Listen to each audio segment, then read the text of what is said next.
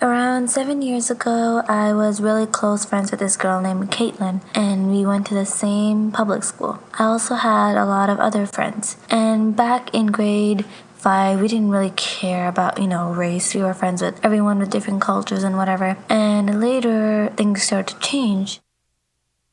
Me and Caitlyn were playing at the park, and one of my other best friends came along, and she started to tell me that, hey, we shouldn't play with Caitlyn because she's black. And obviously, that didn't make any sense to me because I'm myself brown.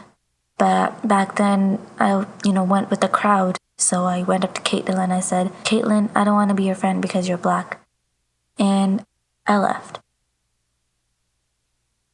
And later, I felt so guilty because I did not mean it because she was my best friend. I still wanted to be best friends with her. After a few days, I went over to her house, I rang the bell, and she was standing there and she said, am I too black to be friends with you? And I felt really bad and I'm like, listen, Caitlyn, I'm sorry. I was just trying to fit in with the other girls and I did not mean it because you're my best friend and you'll always be my best friend. So can you please think about it and forgive me for what I've done? So she accepted my apology and we became friends again. Later, my best friends, which were the mean girls, came up to me and said, why are you friends with Caitlyn? And I said, so we've been best friends forever, like, let me be friends with her. And they said, no, you can't be friends with her, she's black.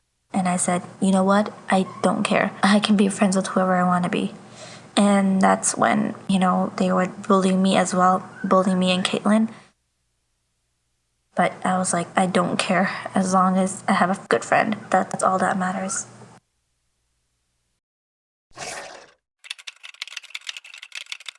Oh my god, and we totally jumped off the cliff and had to swim all the way to shore because the dog chased us all the way to the end.